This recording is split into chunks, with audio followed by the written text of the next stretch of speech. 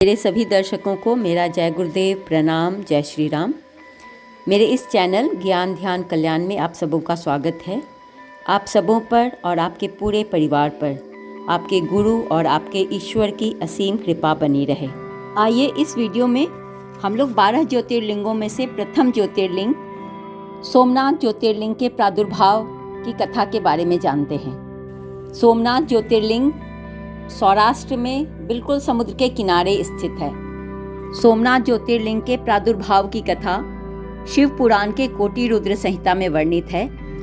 शिव पुराण के कोटि रुद्र संहिता में वर्णित कथा के अनुसार प्रजापति दक्ष ने अपनी 27 कन्याओं का विवाह चंद्रमा के साथ किया था। चंद्रमा को स्वामी के रूप में पाकर वे दक्ष कन्याएं विशेष शोभा पाने लगी तथा चंद्रमा भी उन्हें पत्नी के रूप में पाकर निरंतर सुशोभित होने लगे। उन सब पत्नियों में से रोहिणी नाम की पत्नी चंद्रमा को अत्यंत प्रिय थी। उतनी दूसरी कोई पत्नी चंद्रमा को प्रिय नहीं हुई। इससे दूसरी पत्नियों को बड़ा दुख हुआ। वे सब अपने पिता की शरण में गईं। वहां जाकर उन्होंने जो भी दुख था उसे अपने पिता को बताया।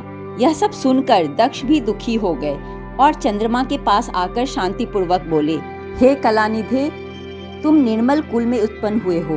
तुम्हारे आश्रय में रहने वाली जितनी स्त्रियां हैं उन सबके प्रति तुम्हारे मन में न्यूनाधिक भाव क्यों है? तुम किसी को अधिक और किसी को कम प्यार क्यों करते हो? अब तक जो किया सो किया, अब आगे फिर कभी ऐसा विषमतापूर्ण बर्ताव तुम्हें नहीं करना चाहिए, क्योंकि उससे नरक देने वाला बताया गया है।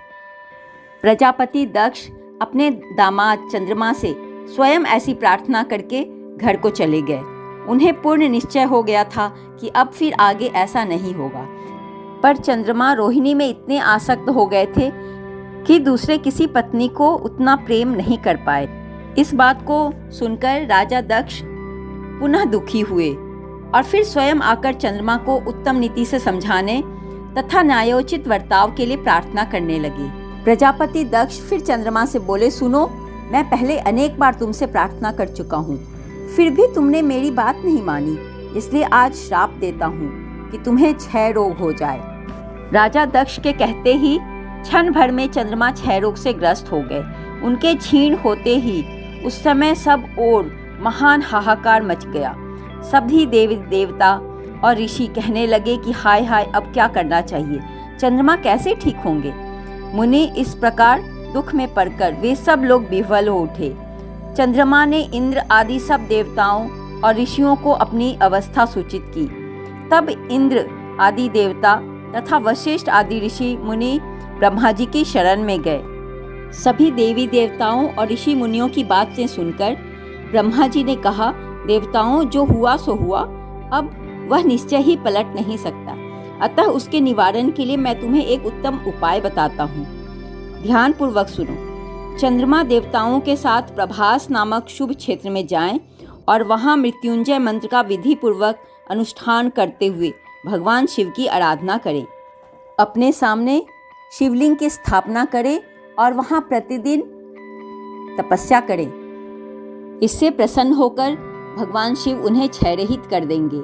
तब देवताओं तथा ऋषियों के कहने से ब्रह्मा जी की आज्ञा के अनुसार चंद्रमा ने वहाँ 6 महीने तक निरंतर तपस्या की।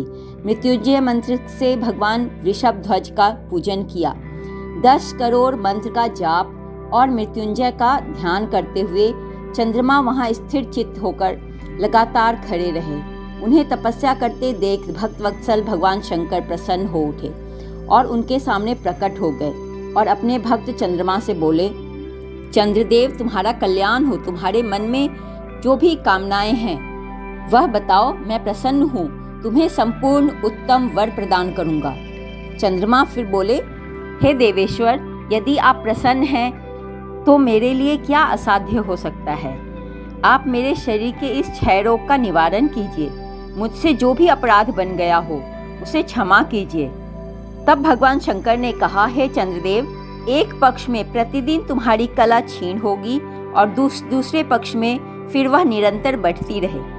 तदंतर चंद्रमा ने भक्ति भाव से भगवान शंकर की स्तुति की। इससे पहले निराकार होते हुए भी वे भगवान शिव फिर साकार हो गए।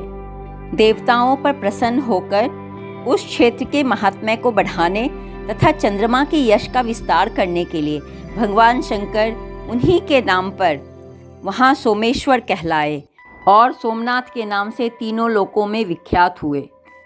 इसलिए शास्त्रों में मान्यता है कि सोमनाथ का पूजन करने से उपासक के, साधक के क्षय अथवा कोढ़ आदि रोगों का नाश होता है। वहीं संपूर्ण देवताओं ने सोमकुंड की भी स्थापना की, जिसमें शिव और ब्रह्मा का सदा निवास माना जाता है। सोमकुंड अथवा चंद्रकुंड इस भूतल पर पाप नाशन तीर्थ के रूप में प्रसिद्ध है। जो मनुष्य उसमें स्नान करता है वह सब पापों से मुक्त हो जाता है। क्षय आदि जो असाध्य रोग होते हैं वे सब उस कुंड में 6 मास तक स्नान करने मात्र से नष्ट हो जाते हैं और मनुष्य जिस फल के उद्देश्य से सोमनाथ ज्योतिर्लिंग का दर्शन करता है उस फल को सर्वथा प्राप्त कर लेता है। इस तरह चंद्रमा निरोग होकर अपना पुराना कार्य संभालने लगे। यह थी शिव पुराण के कोटि रुद्र संहिता में वर्णित 12 ज्योतिर्लिंग में प्रथम ज्योतिर्लिंग सोमनाथ ज्योतिर्लिंग के प्रादुर्भाव की कथा। अगले ज्योतिर्लिंग के प्रादुर्भाव की कथा जानने के लिए इस चैनल को सब्सक्राइब करें और कमेंट करके हर हर महादेव जरूर लिखें। धन्यवाद।